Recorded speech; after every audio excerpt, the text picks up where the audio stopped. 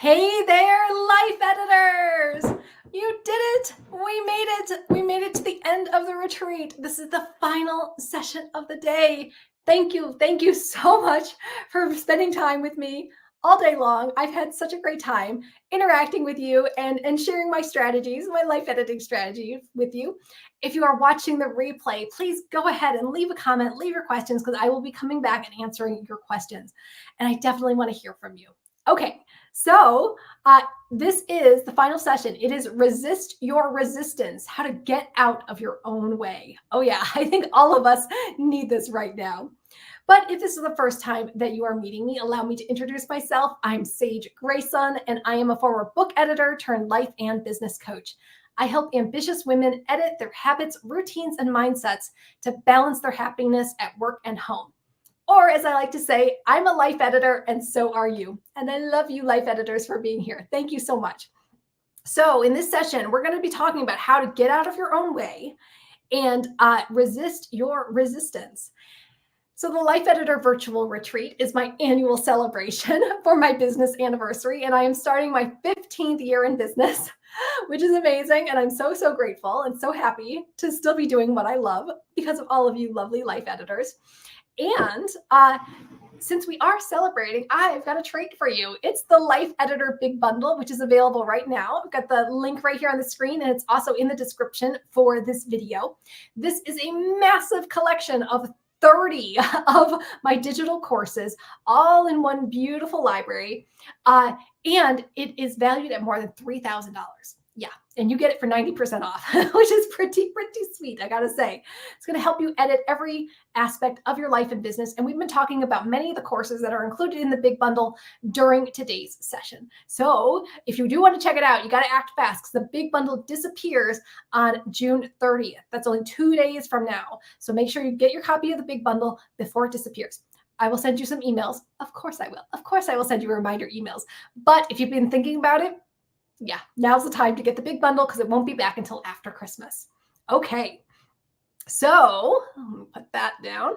Moving on, just so you have this reminder, we are doing interactive sessions. So if you've got questions, comments, you want to share your own strategies, go ahead and leave them in the comments. Even if you're watching the replay, please leave some comments for us. I will be coming back and answering your questions. Okay. My voice has not given out yet. We can do this. All right. This session, we're talking about resistance.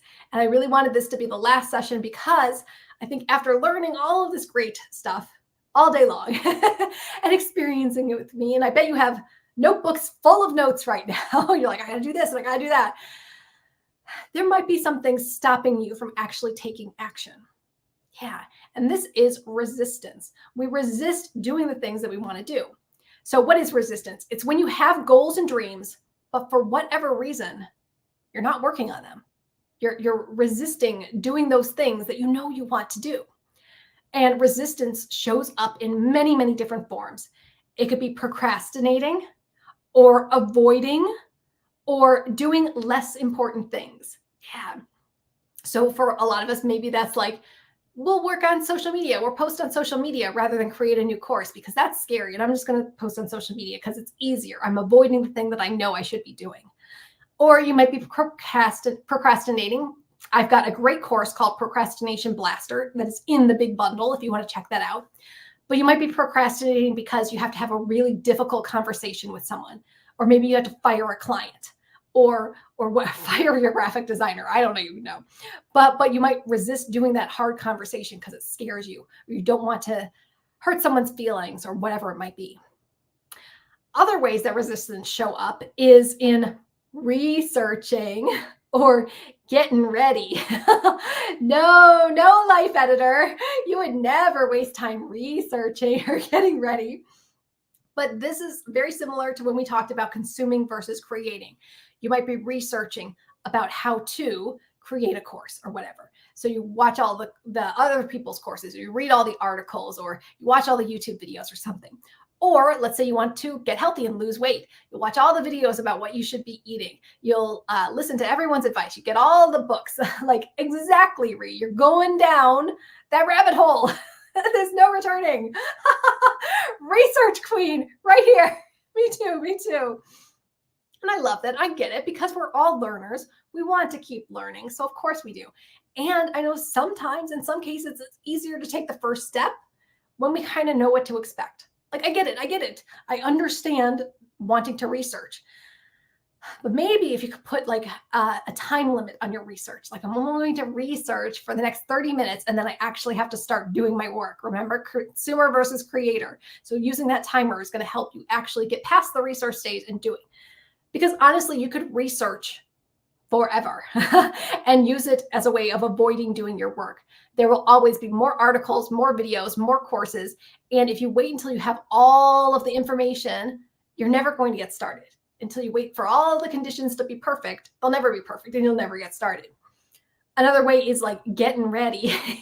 I'm getting ready to do my work. So I can't do my work until I have my coffee. I can't do my work until it's light outside. I can't do my work until the kids go to school. Whatever. You're getting ready to do your work, but you could be doing something, even if it's a 1-minute task. Remember, we talked about earlier doing those 1-minute tasks, taking your goals, breaking them down into projects, breaking them down into tasks, and then breaking those tasks down into 1-minute actions. So you're constantly moving forward without overwhelming yourself. Yeah. So there's no way to get ready. You can still do something even when the situation's not perfect yet. Okay. Other ways that resistance shows up: self-sabotage. Self-sabotage. Oh, we would never do that. No, but we might sabotage ourselves so we can't get that happy ending. Like maybe we date people who are not the right fit or have too many red flags. Or maybe we're trying to lose weight, but we buy a chocolate cake anyway because it's the weekend or because it's my birthday or something like that. Like you're self-sabotaging. You might also take away your options. Has this happened to anyone? Where you take away your options so you can't even do that thing that could lead to your goal because the option isn't there anymore. So maybe you miss getting on a bus or a train that would take you to like the conference or the vacation that you were supposed to go on. Or you might, I don't even know, be clumsy and break your leg so you can't go run a marathon or whatever it might be. I definitely see this. And maybe a lot of times it's unconscious, but it's still there where people are taking away their options so then they can say, I didn't reach my goal, but I didn't even have the option to reach my goal because I didn't have the option to do it. But it's just another form of self-sabotage. They're taking away their options so they can blame it on, I didn't have the option to do that, rather than being proactive and doing the thing that scares them. Or how about this? Resistance shows up by letting other people decide. I'm not going to make the choice. I'll let my kids make the choice. I'll let the spouse make the choice. I'll let my manager make the choice for me. So then if something goes wrong or you don't like it, you can complain, well, they made me do this. You see how you're pushing the blame to everyone else rather than admitting that you are resisting making a choice. So when somebody else made a choice, you could blame them. Yeah, absolutely. I see this a lot. Let me know if you have examples of self-sabotage, of taking away your options, about researching, about letting other people decide. Those are all ways that resistance pops up in our lives. The last way that I want to talk about is freezing up. And this definitely happens to me as a perfectionist. So, hey, perfectionist. Yeah, I see ya. I see ya. I see resistance coming to me and freezing up where I've got something to do, but I want to do it perfectly. I want to do it perfectly. I want everything to be perfect. So if I can't do it perfectly, I might freeze up and not do anything at all. Yeah. This definitely shows up in my clients. Like if you know that doing videos would get people to get over the hump and want to hire you because they see you interacting and they can see you as a person, videos would be good for your business, but you freeze up and don't do the videos because you can't do it perfect. You don't have the right lighting. You don't have the right microphone. You're not at the weight you want to be at. And that can make someone freeze up and not do anything. It has absolutely happened to me before where I've not done something because I couldn't do it perfectly, so I didn't do it at all. And that's not helping me. That's not helping anyone. That's not helping my clients.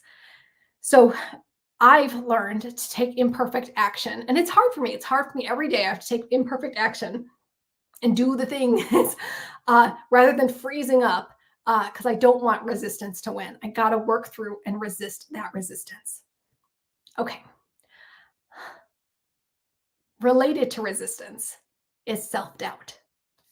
So yeah, let's talk about some self-doubt. I think a lot of us as business owners have self-doubt because we see all these millionaire business coaches doing it so much better than we are. They've got a team of 100 people. They've got a brilliant website that they didn't have to do themselves. They've got brilliant graphic designers. They've got the best lighting and microphones and gorgeous outfits. Like, you know who I'm talking about, like those millionaire business owners in whatever field you're in. We look at them and it makes us doubt ourselves. Like, do I really have value? Yeah. Yeah. So let's talk about self-doubt. So first off, like self-doubt makes us compare ourselves to others. And if they couldn't do it, then why should I try? So you think about it, if somebody else like in your family tried to lose weight, but they weren't able to lose weight, why should you even bother trying to lose weight? Or if somebody else started a business, your best friend started a business and it failed, why should you try to start a business because she couldn't do it? Yeah, why should you even try? Or whatever it might be. Yeah, Christine says resistance comes from fear. We are absolutely talking about fear in a moment. Yeah, it's fear. Like what if we believe in ourselves and we fall flat on our face? It's scary. What will other people say about us? Yeah. So if they couldn't do it, then why should I even try? Or you might even say, well, they did it first. Why should I do it? I hear this a lot from my clients. I know we're talking a lot about business, but many of you are business owners. So that's why I'm using business as an example a lot. But people will see somebody else's product out there and they'll be like, well, I can't release a product about that topic because somebody else already did it. There is no way to be original in the business world. Everything has been done. And I know this as an online business coach. There are thousands of other people out there selling the exact same things that I sell. Like literally, you want a planner? There's a billion of them out there. You want a course on evergreen email sequences? A million of them. There's so many. How to do 1-minute marketing? There's a lot of them out there. So nothing is original. And you could either see that as like, oh, my stuff's not original. I don't want to put it out there and doubt yourself. Or you can see it as nothing is original. So go ahead and put it out there because someone would buy from you because they connect with you, not because you're like delivering some incredibly amazing new original idea. Nothing I share is original. And like, I want you to be able to put stuff out there because people will like you. You've heard this before that no matter what you're selling, health advice, coaching, graphic design, jewelry making, whatever it is that you're selling, people aren't buying that. They're buying you. I mean, just ask my life editors. They can buy this stuff from millions of other online business coaches. And I'm sure you do, because I do. I buy a lot of stuff from business coaches and business leaders. But people keep coming back to me because they like me. And I want people to like you too, even if you're putting out something that's not original. Yeah. Rachel, yes, my biggest resistance, fear of copying others. Yeah. I think most of the fears of copying others, they don't realize that the idea has been around for a while. Like I do a 5-part welcome sequence. That's been around for like decades since email has been invented. Email marketing has been invented. I did not invent that. Evergreen email sequences. I did not invent that. Where it gets a little fuzzy with copying is when things are copyrighted. So I own the registered trademark for Life Editor. So that's mine. If somebody else started calling themselves the Life Editor, we would have a problem there because that is copying because I literally own the trademark for Life Editor.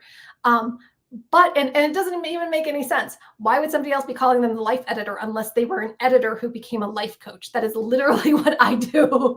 So I don't know why someone would be like stealing my life story to use that.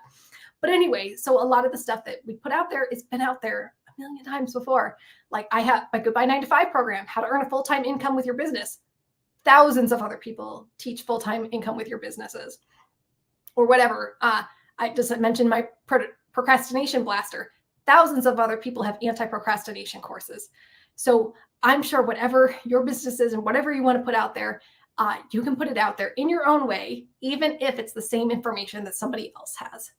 And I don't recommend well, yes, you're going to consume other people's content, but I would give yourself a break between people's content.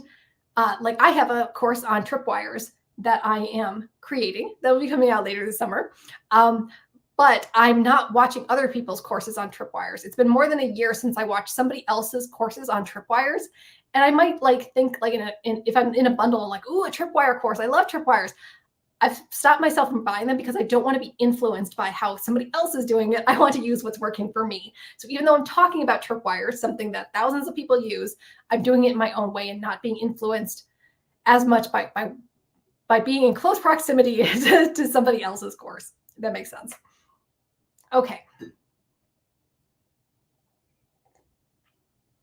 Continuing with self-doubt, we let other people's expectations cloud our judgment. So if they don't believe in me, then why should I try? And I see this happen with women who are starting their own businesses. If their spouse doesn't believe in them, it's hard for them to move forward on their business. If the spouse is saying, you'll never earn a full-time income, you should just stay home with the kids, or you're not smart enough to do this. What makes you think you can be an online marketer? You didn't graduate college, whatever. If somebody else doesn't believe in you, it feels hard to do that work. We got to believe in ourselves. We got to believe in ourselves.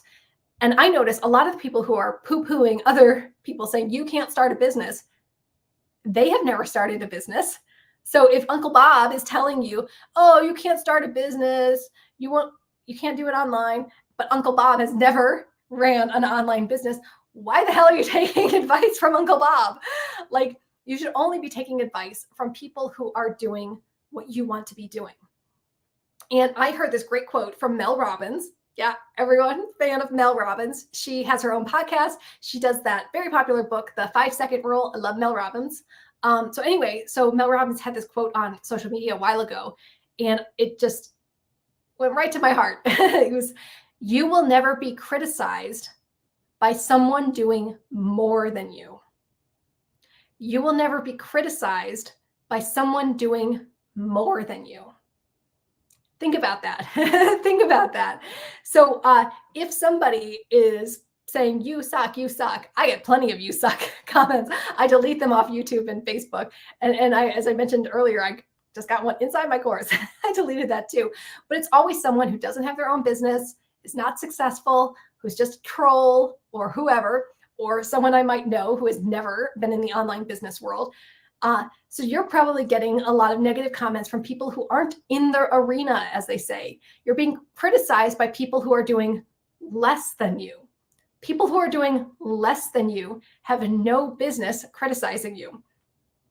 So I have people tell me that, you're going to ruin your business. You're going to ruin your business by sending daily emails. And it's always somebody who's not making much money or doesn't have a full shop or is sending one email a month. And I'm like, how's that working for you? Because my folks like the daily emails because I'm giving them value. So yeah, you will never be criticized by someone doing more than you. Think about that. Think about who's top of your field, whatever your field is. They're not going around making fun of the people below them. No, they don't even think about the people below them. Or me. I'm a low to mid-level online business owner. Anyway, but I don't waste my time saying, you suck, I hate your course. Let me write this hate comment, blah, blah, blah. I'm not wasting my time on people who are doing less than me or who are beginners because why would I? I'm too busy doing my own stuff and being successful. So you will never be criticized by someone doing more than you. You will only be criticized by the vermin doing less than you. Gotta say that. Yeah, Cheryl, I love that quote too. I know she has so many great quotes. But yeah, it's true. You'll never be criticized by someone doing more than you. What else we got? Yeah, I did a workbook for bundle contributions. Then after creating, I saw that one of the courses I have from someone else about bundle contributions, it says that you cannot use the content in the course to create a competing course. Does that mean I can't create anything about bundles? Yeah, I mean, I think some of that is really, that's proprietary. I understand not wanting to copy and paste someone, copy and pasting the same worksheets. I have had somebody literally copy and paste my same worksheets with the same like text and the same boxes and the same whatever. And I've had to call them out and say, look, this is how I earn money. This is how I pay for my rent. Please don't do that. And they've all taken them down, which is nice, but I could spend all day going after people who are copying me like that, which is not right. But a lot of things like, okay, so I'm talking about resistance. Let's say you do a course about resistance. Am I going to come after you and say, you can't tell people about resistance? No, because there's a million other people talking about it. So if somebody, like I told you, I'm going to have my bundle debrief when I get to 100 bundles. So later this summer, I'm going to do my bundle debrief. I'm going to say the do's and don'ts of bundles, how to get accepted into bundles, what you should do to have a good bundle experience for your participants. And yes, I know there are other courses out there talking about the do's and don'ts of bundles. I get to share my own experiences. I get to share my own advice. There's no copyright on bundles. I'm sorry. That just like makes me laugh when it's like, you can, like, yes, people can't copy and paste from your course. Like if you have a worksheet about bundles or whatever that you made, or a bundle tracker, somebody can't copy and paste that. Or if you have a paragraph, somebody can't copy and paste your actual words. But people are going to talk about the same things that you talk about. Like I do not own the copyright on tripwires. In fact, I learned tripwires from other coaches. Like, I don't know. I just think somebody who's going to go after you from a general topic, like, yes, if you're copy and pasting and literally stealing their content or stealing their worksheets, I get that, or stealing their trademarks, but it's a topic. It is something that online business owners talk about. They talk about bundles. Yes, you 100% can do a workbook for bundle contributions. Nobody owns the copyright on bundles. My gosh. And what does that tell you about that person? What does that tell you about that person? Maybe they're not doing as well as they thought they are. Maybe they're projecting this image that I'm so elite level, like no one else can talk about bundles. Like, no, lots of people can talk about bundles. And it's that desperate energy. Like no one else can talk about that because I don't feel confident in myself that people are going to buy from me. So if you have something similar to me, you can't do that because I want people to buy from me. Like, whoa, dude, like your insecurity is showing. Like I've been in bundles where I'm literally right next to people who have the exact same topic as me. I've had a planner and then been right next to other planners, or I have my Startup in 60 course right next to how to create a startup business, like right next to each other. And it's okay because I don't own a topic. I'm sorry. This is just like super weird to me, super weird. Okay, we're going to course called Stop Consuming and Start Creating right now. And I was momentarily fazed by the title of your first hour, but then I thought I should use it anyway. I will tell it in a totally different way. Nadia, like I'm calling my lawyer right now. Nadia's taking my idea. No, I did not invent the idea of consuming versus creating. I have heard that like described a million different ways. I've also called it learners and doers, or like readers and implementers. Like there's a million ways you can say it. And I've even heard consuming versus creating a million different ways because the alliteration is cool. I did not invent this. And we were talking about it in my Goodbye 9 to 5 mastermind group. So other people are talking about this too. Like, I think we are overthinking. We're overthinking topics that are literally general. If somebody's got a trademark on something, like I have trademark Life Editor. I've also trademarked it in other things like my life editing framework. So if somebody is creating, here's my life editor framework. No, that goes against my copyright. But like if somebody's talking about how to make teeny tiny changes to become the best you, that's life editing. That's mini habits with Stephen Guise. That's atomic habits with what's his face? James Clear. That's Kaizen, which is that Japanese productivity. Like what else? That's the one thing with Gary, whatever his name. I'm sorry, I'm looking at my books. Teeny tiny changes with compounding results. Nobody owns that. I certainly don't, even though that's what I teach. Okay, I think we're going off on a tangent here, but yeah, I love the quote. Yep. Copy and pasting is very obvious. Never do that. Yeah, of course. And like, I don't know, if you really wanted to, you could run it by somebody who is actually educated in like copyright law or something. But I mean, gosh, like rewrite it in your own words, in your own way that you would say it. So Nadia talking about consuming versus creating and the way that she presents it is going to be different than how I present consuming versus creating. She's probably going to do a nice, like dignified course and not do it like me, where I'm talking off the cuff during retreat with flowers in my hair.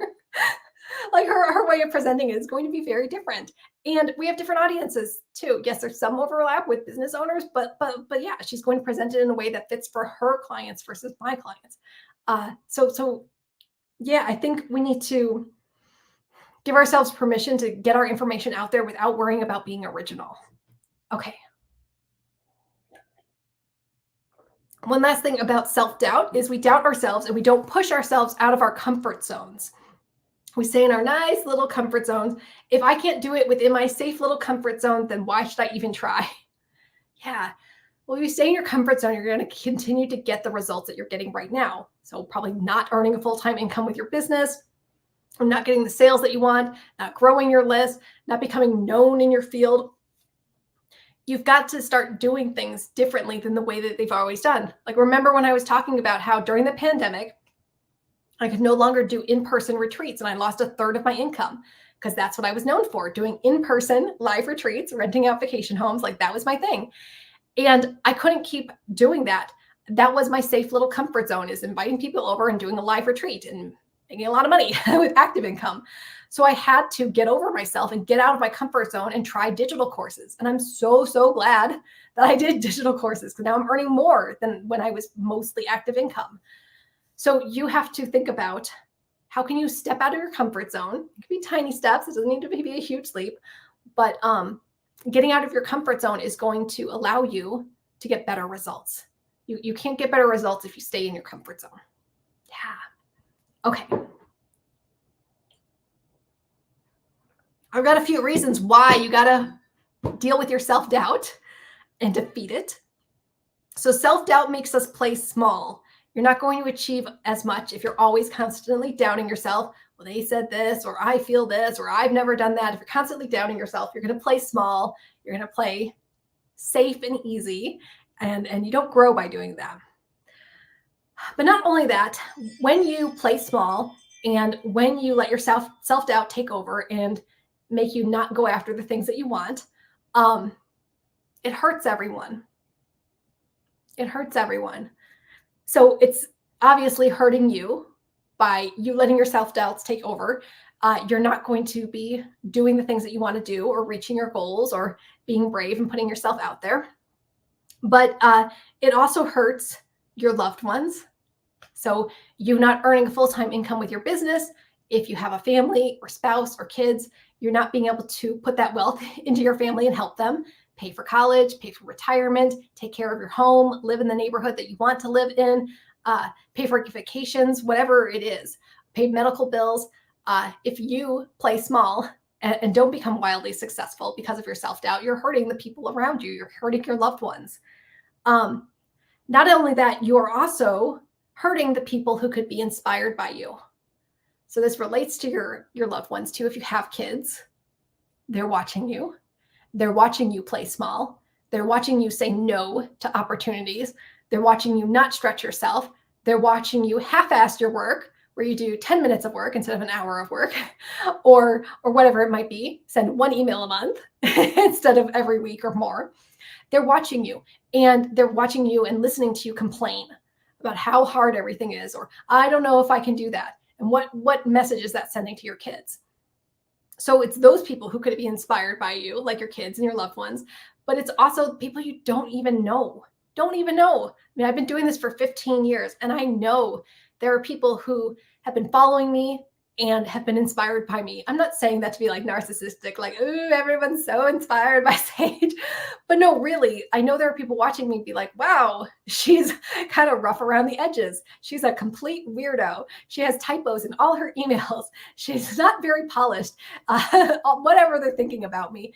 And they're like, if she can do it, I can do it too. So if you play small, if you don't put yourself out there, you're not helping the people who could be inspired by you. There's people you don't even know who are watching you who could be inspired by you. And by you being brave and battling your resistance and battling your self-doubt, you're helping so many more people you will never even meet and you will never even hear about. You're helping them too. So you've got to actively resist your resistance, defeat your self-doubt, because it affects everyone, not just you. All right.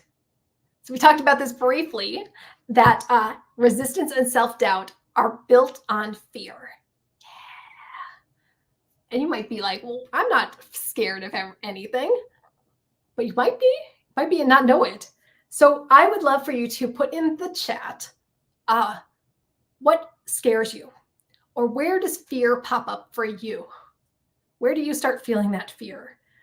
And there's so many different kinds of fear. So let me go over a few of them. You can let me know if any of these sound like you. So fear of failure. That's the first one. Of course, I fear starting a business because what if I fail? Or I fear investing in coaching because what if I don't get the results that I want? Or what if I can't do the work? Or I fear moving to another city because what if it doesn't work out? Or I fear applying for that job because what if I don't get it and I look stupid? Like whatever. There could be like a fear that that things could change or whatever. Like if you start doing something, you may or may not get the results that you want. And yes, failure is absolutely a part of life. I have failed many, many times in my businesses. I have put things out there that nobody has bought. I get, I don't know, not a lot anymore, but I guess I do get lots of negative comments about my appearance and my voice. And like, at least I can understand that, that when people are criticizing how I look, that it doesn't mean anything. It's just them being a troll. If they were actually criticizing part of my business, like, oh, I don't think you should make a planner about this, or, I don't think this productivity tip will work. Like, what are they going to do? They're going to like say something bad about a time budget or whatever. Like you can't criticize what I'm teaching because my stuff is so universal. So that's why they criticize me as a person. Yeah. Things that you fear. Being in lawsuits and taxes. Yeah.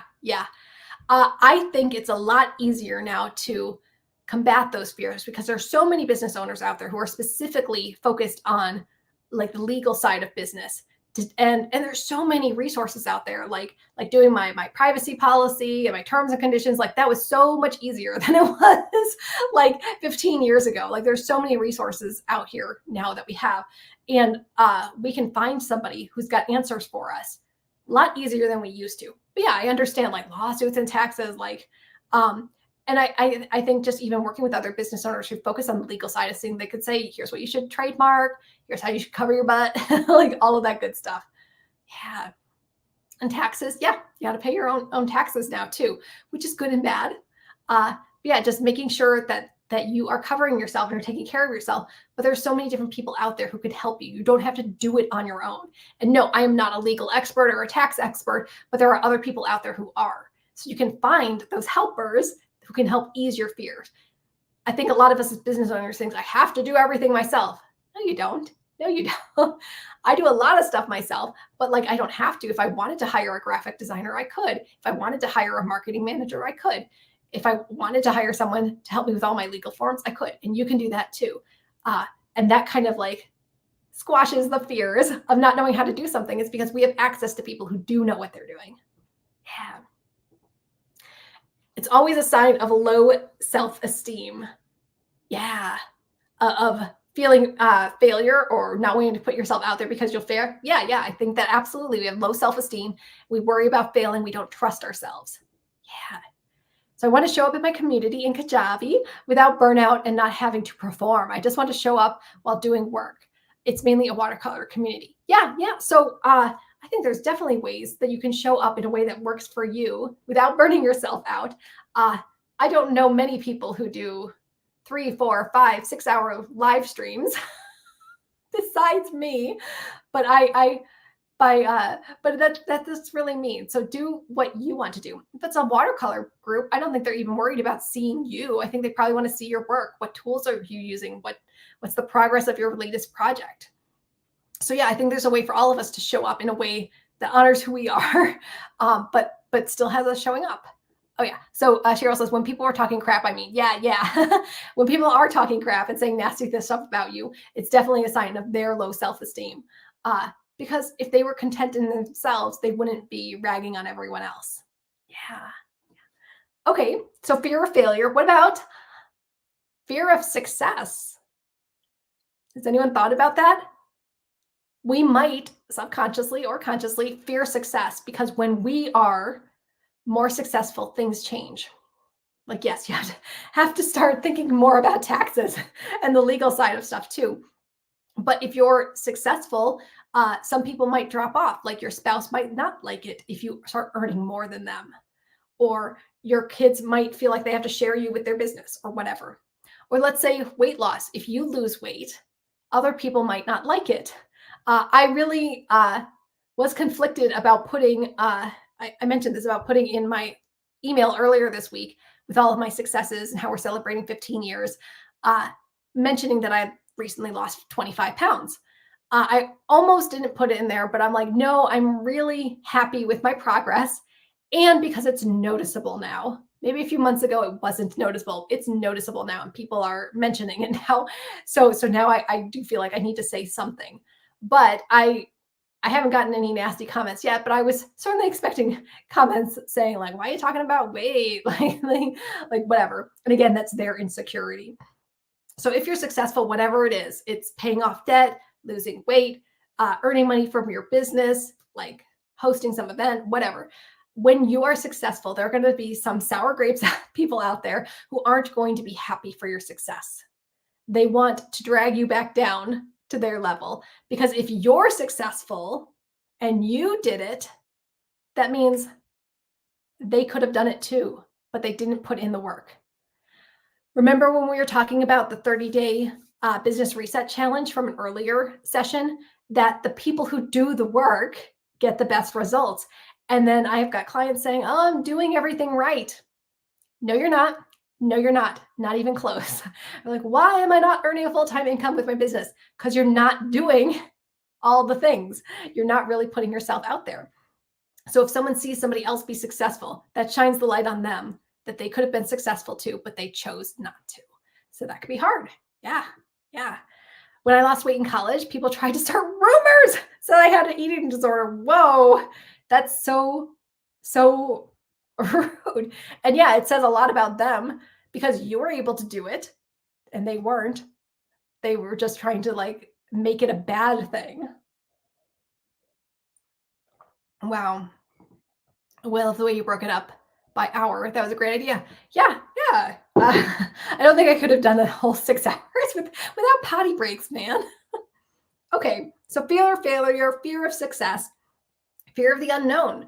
We were just talking about like the legal side of business. There's a lot of stuff that you don't know, and that might make you feel fear about actually taking the plunge and doing it. So like moving to a new town or starting a business or whatever it is, you might not have all the answers, and that's okay. You don't need to have all the answers. So when I started my business, I certainly didn't have all the answers. I didn't know what I was doing. I still don't know what I'm doing all the time. But I'm doing it anyway, even if I don't know, because I know I can find the answers. I can find other leaders and other experts to help me. I can literally just Google search or YouTube search and find lots of answers for myself. And if it's still unknown and I still don't know what the right choice is or what the right answer is, a lot of times I'll just do it anyway and figure it out as I go along. There are very few things out there that you can't just figure it out as you move along. Like you can do it. You can do it. I know the unknown is scary, but I think staying in place and not making progress and not reaching your goals is even scarier. Yeah. All right. How about fear of missing out? Anyone else feel that? Fear of missing out. You must do all the things, because what if you miss out on something?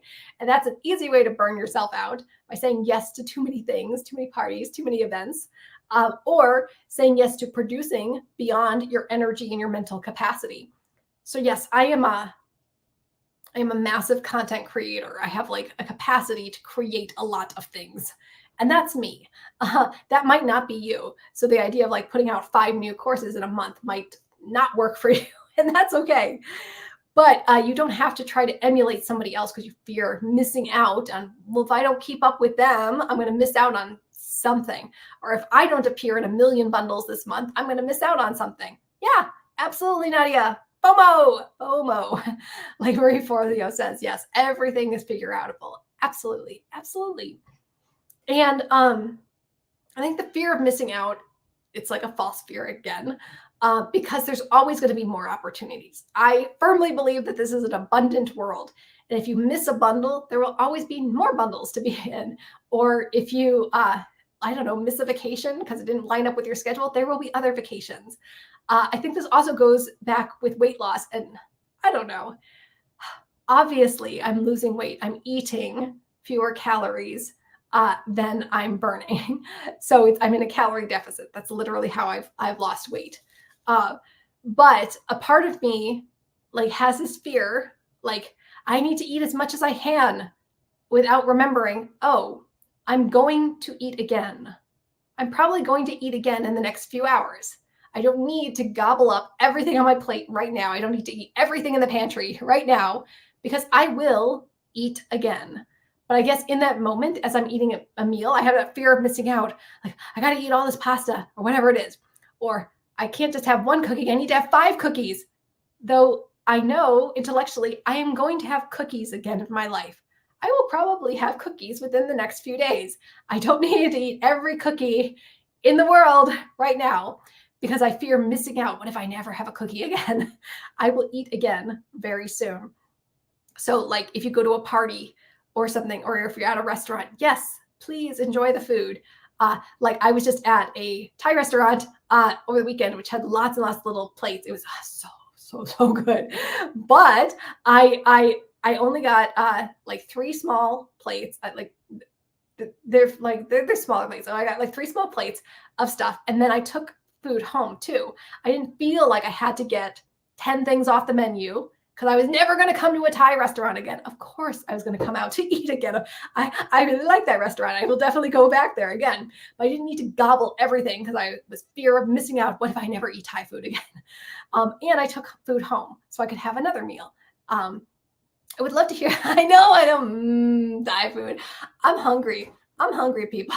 I need to eat something after this. But yeah. So I think if we can think about that, like, okay, there will be future things. There will be more food in the future. I will eat again soon. There will be more bundles in the future. I don't have to do everything and burn myself out. There will be more vacations in the future. I can do that later.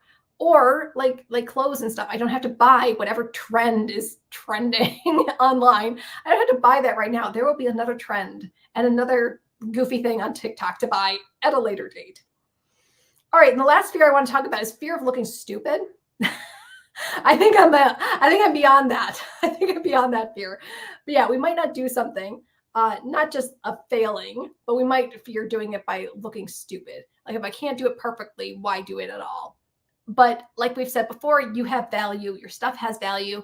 Whatever work you're putting out into the world has value. So even if you think you look stupid, you're above and beyond anyone else who doesn't put it out there at all. Yeah.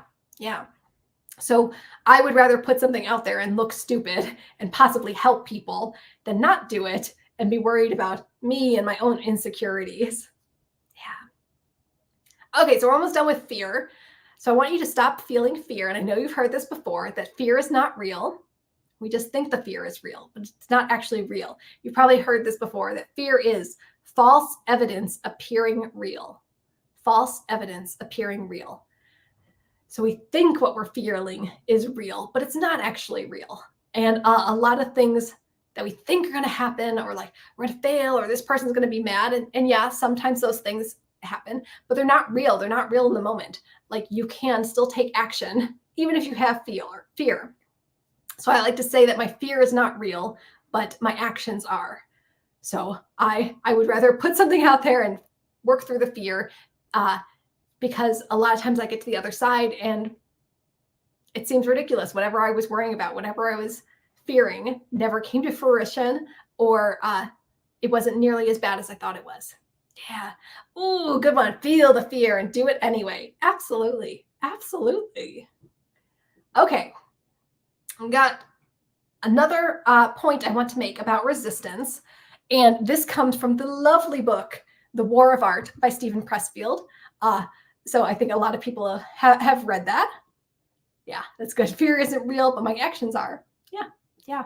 So fear is all in your head. What if this? What if that? What if that?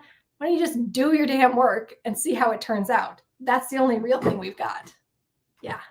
Okay. We're going to talk about amateurs and professionals. And this idea, I first heard about it from The War of Art, a lovely little book by Stephen Pressfield. So, what's the difference between an amateur and a professional? And which one are you? Which one are you? So, an amateur doesn't know what she's doing, and everyone can tell. She half-asses her work. She looks for shortcuts, then wonders why it takes her so long to reach her goals, if she ever does. I am certain we can think of people in our lives, family, friends, business owners, whoever, coworkers, I don't know, who are amateurs. They're half-assing everything. They never give all of themselves into whatever. I would say the people who don't send consistent emails are amateurs. I would say the people who get on a coaching call and don't actually coach are amateurs. Yeah, I think we can recognize an amateur when we see it. It's the person who's on her phone all day rather than doing her work. Yeah. And then she complains. Oh, why am I not earning money? Why am I not losing weight? Why do I have no friends? Whatever it is. Like, it's because you're an amateur, because you're not taking your life seriously.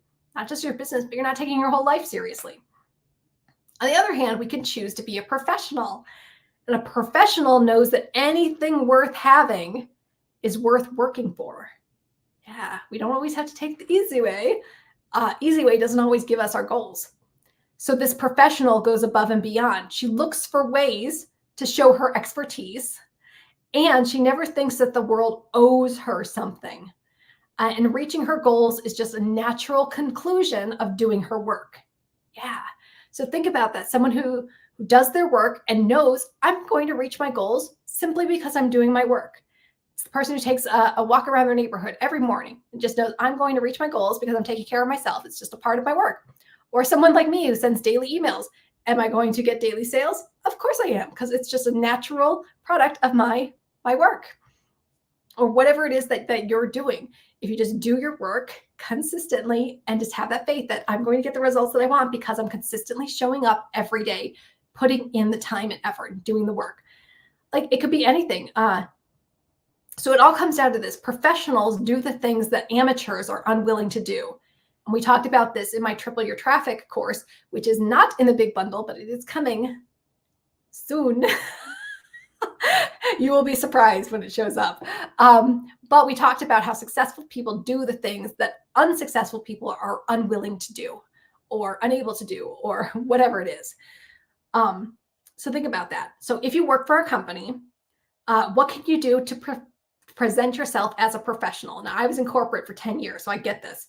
Do you take on extra projects without burning yourself out, but you show up and ask for extra projects?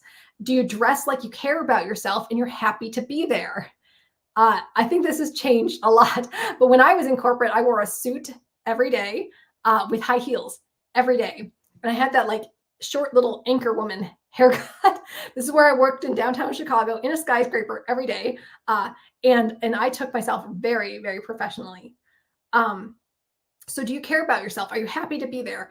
And do you take pride in your appearance even on Zoom calls? That doesn't mean like you need a full face of makeup and designer clothes, but does it look like you give a damn about yourself? Or are you still in your pajamas with unbrushed hair?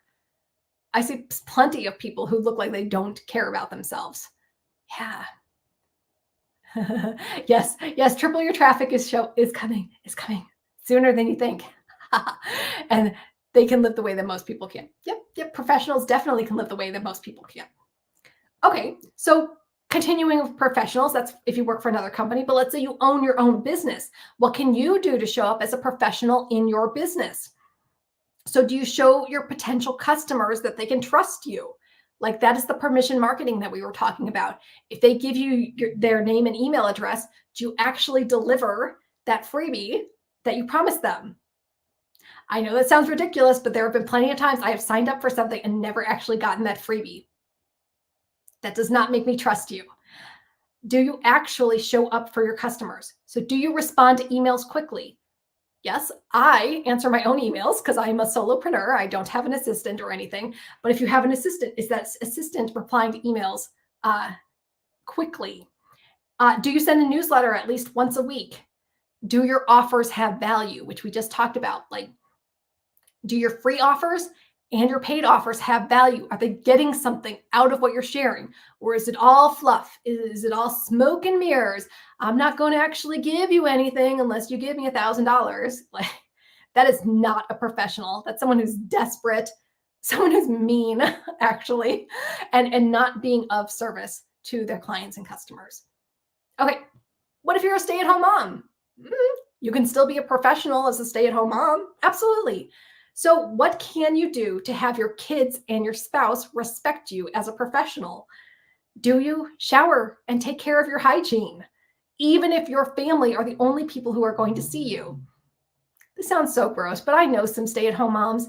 And yes, like, though I have a career and I'm not a stay-at-home mom or a mom at all, you can still be a professional as a stay-at-home mom. But I know too many stay-at-home moms who are in pajamas all day with, like, I don't know, mess from making a lunch all over them. They don't shower regularly. They don't brush their hair. This sounds really bad. This is not all stay-at-home moms, but I know some stay-at-home moms are like, oh, why should I get dressed up? Why should I shower and brush my hair? It's only my kids and my spouse. It's your kids and your spouse. Like, if you look good for anyone, shouldn't you do it for them? Like, you should do it for yourself. You should do it for yourself. Like, you want to take care of yourself and get out of your damn pajamas for yourself. But wouldn't you do it for the people who are closest to you? Why would you only get dressed up if you're going, like, out to see somebody else? Like, that doesn't make any sense. But I know a lot of stay-at-home moms who kind of just, like, blah, let themselves go when they should be a professional and take care of themselves too. Here's other things. Like, yes, I know from my clients who are moms that it's hard to keep up with everything. But do you try? Do you try to keep a clean home and have nice meals for your family? Do you try to keep up with the housework? You are a stay-at-home mom. Like, that is literally part of what you're supposed to be doing. If you're not working outside of the home, you're working inside of the home. So are you working inside of the home? Or are you just so tired that you just collapse on the couch with your phone for hours at a time? You might want to consider, like, rearranging your budget so you can hire a nanny or a babysitter, even just for a few hours, if that's the case. But really, I see, like, a lot of people who just collapse into their exhaustion. We talked about this in my depression productivity session from earlier today, that if I let myself stay in bed all day in my pajamas, covered in crumbs, not showering, it's harder for me to get out of that. So I need to force myself to shower. And then the next thing is easier. And then I can make a meal for myself. And then I can sit at my desk, maybe for only 10 minutes, but I can do something. But I know, like, a lot of people, like, who are stay-at-home moms, it's really easy just to fall into that, like, I can't take care of myself. Everything's too much. But if you did just something, if you had someone come in for an hour so you could take a shower, like, not paying for a whole nanny or a babysitter, have someone come in for an hour so you can shower. Like, that makes, like, so much else in your life easier. It's just those tiny little things. What can you do? Can you get takeout for dinner once a week instead of having to make meals from scratch every single night? Like, find those little wins so you can take care of yourself and be a professional and not just collapse into your exhaustion, because it's harder and harder to get out of it. Okay. So I would love it for those of you who are here to make a list of the things that you would do if you were acting like a professional, no matter what kind of work you do, whether you're a business owner, stay-at-home mom, work a corporate career, volunteer, whatever you do. Make a list of what you would be doing if you were acting like a professional. How would you step up and act like you gave a damn? So how do I act like a professional in my business? I put new products out there all the time. I respond to my clients' emails. I show up and do these live streams that have tons of value, even though they're completely free. And how do I show up for myself? Even with my depression, I get up and I shower and I get dressed. I don't stay in my pajamas all day. I also, like, maybe read a little bit, even if it's only a few pages per day. I listen to upbeat music. I watch shows that are upbeat too. All those little things to help me be more professional in my own life. And here's the thing, you might be thinking that being a professional sounds like a lot of work. You're damn right it is. Being a professional is a lot of work, but there are so many rewards and opportunities when you step up, act like a professional, and resist your resistance. Like, don't let yourself fall into that amateur trap or just like give up on yourself. And after a while, it really won't feel so hard anymore.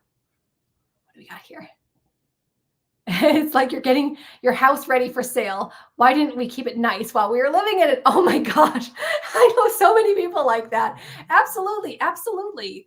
And just like a lot of stuff like I readily admit that I was not taking care of my health for a long time.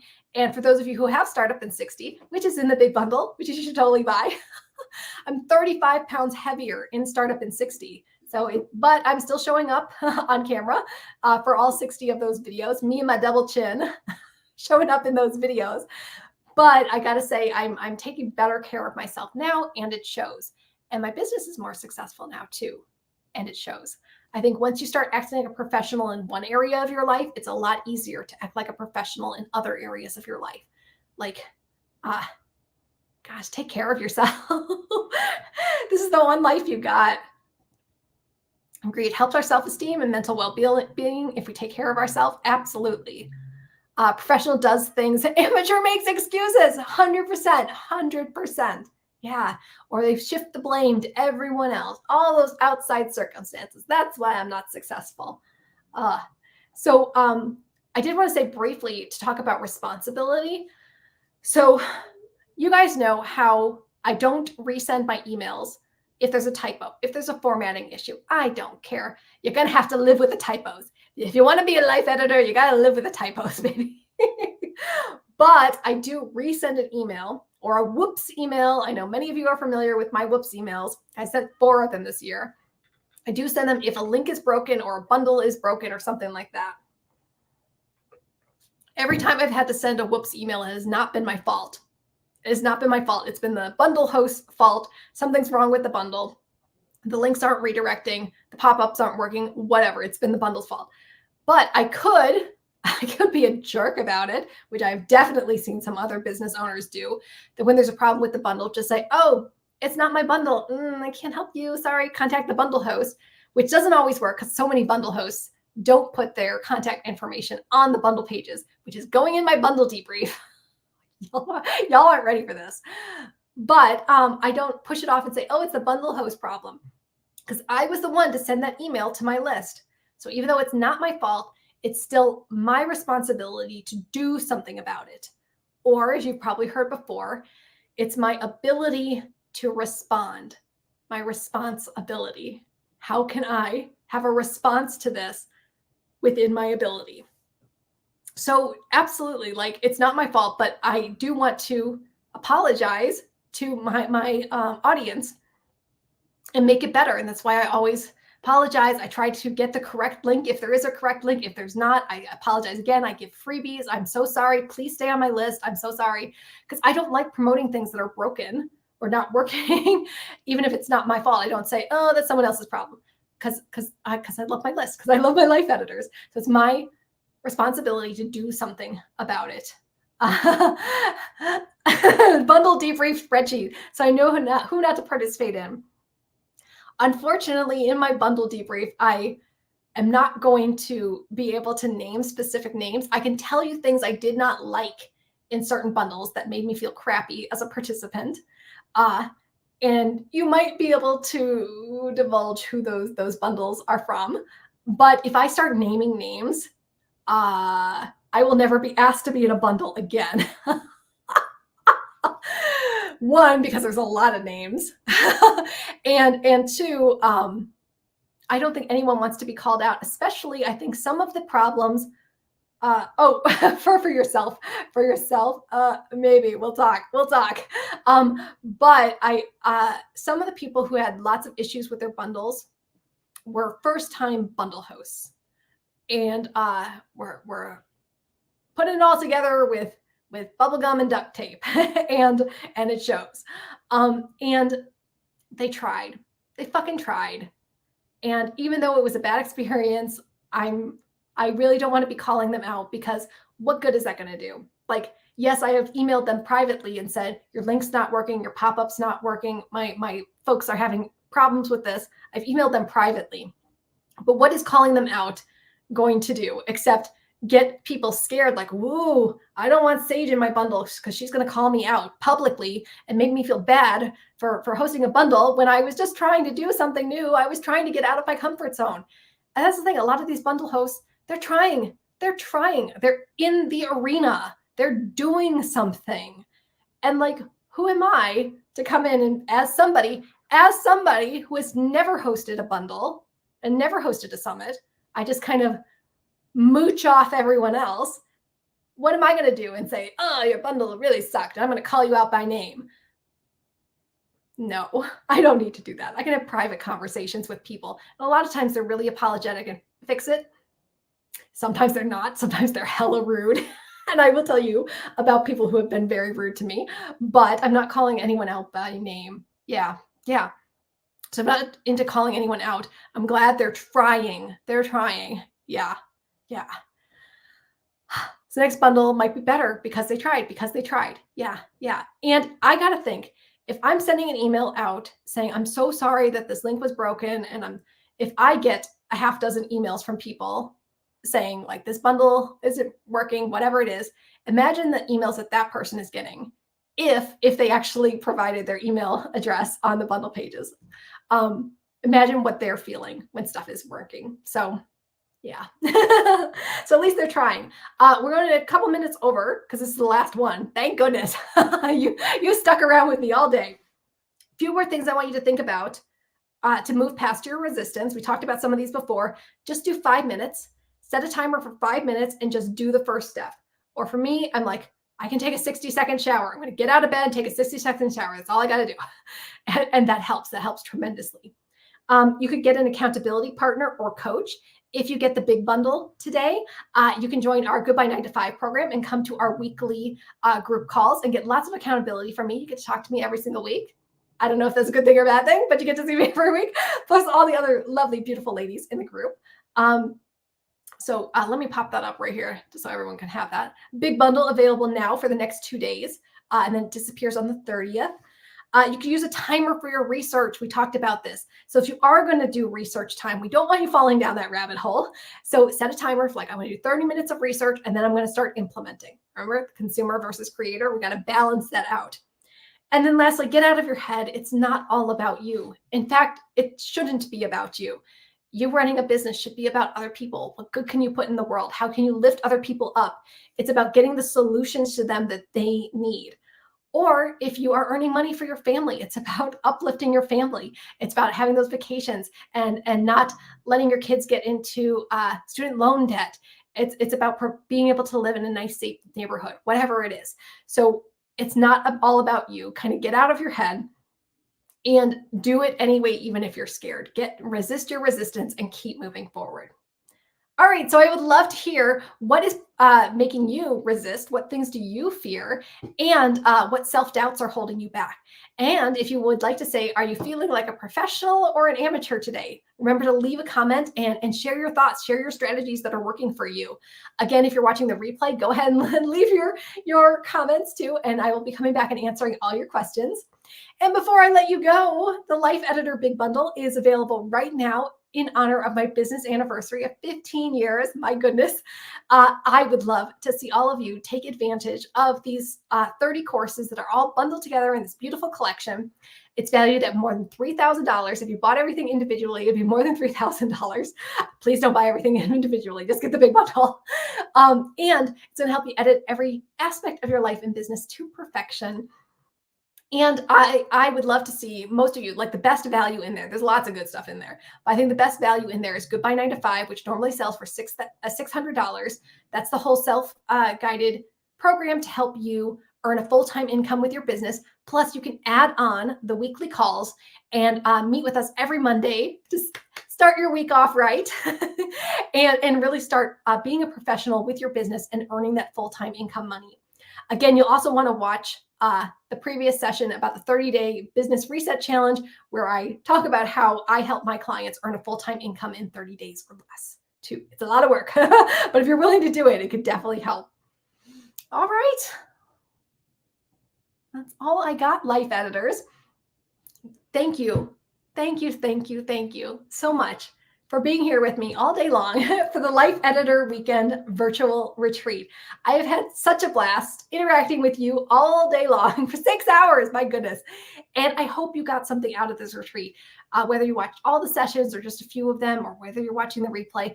I hope you have some actionable items. I hope you took notes so that you can start editing your life.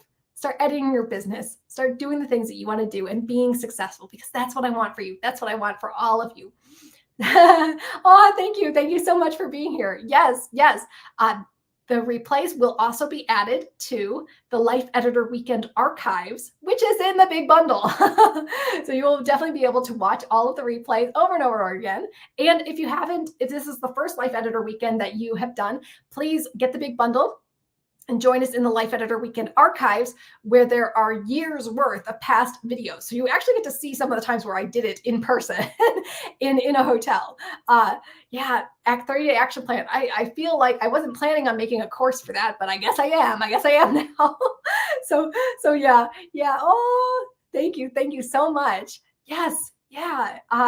There's so much in the big bundle, and I have so many new things coming up. Just to recap, we've got another live stream for our Facebook group, but again, it's going to be on my Facebook page because we can't stream into a group. It's a whole thing. Anyway, so we're going to have a live stream on the 8th. That's the No Niche Bitch, how to break the rules for your business success. And then on the 22nd, we're doing another live stream, which is You're Asking For It, how to ask for the sale and get it. And I'm definitely going to have scripts for you to use so that you can have more success with your sales calls. Yes, absolutely. Yes. So the replays are available all weekend long. Don't worry, I'm going to have emails for you. So I'm going to make a YouTube playlist so you can watch them in there. Plus, they're also available right now on my YouTube channel and on my Facebook page. We're streaming simultaneously, but I'll give you the link to the playlist so you can just watch them all in order. And then also, they are going to be uploaded to the Life Editor Weekend archives, which is a collection that's in the big bundle. So if you have the Life Editor Weekend archives, though, these are going to be added to that too. Oh, thank you so much for being here. Yeah, okay. So that's all I got, life editors. I'm going to let you go. And thank you so much for being here for the Life Editor Weekend Virtual Retreat, June 2024. I have had so much fun with you today, and I can't wait to see how you edit your life and business, all of the big changes and successes that you have this year. Remember, this is mid-year. We still have 6 months. We still have 6 months to do something amazing this year. So I will be cheering you on the whole way. All right. Thank you. Thank you so much. I love you so much, life editors. Thank you. Thank you from the bottom of my heart. You have been so loyal and so wonderful to me, and you help me be able to do what I love every single day. And I love you so, so much. All right. Take care of yourself. I'm Sage Grayson, and I'll talk to you real soon. Bye.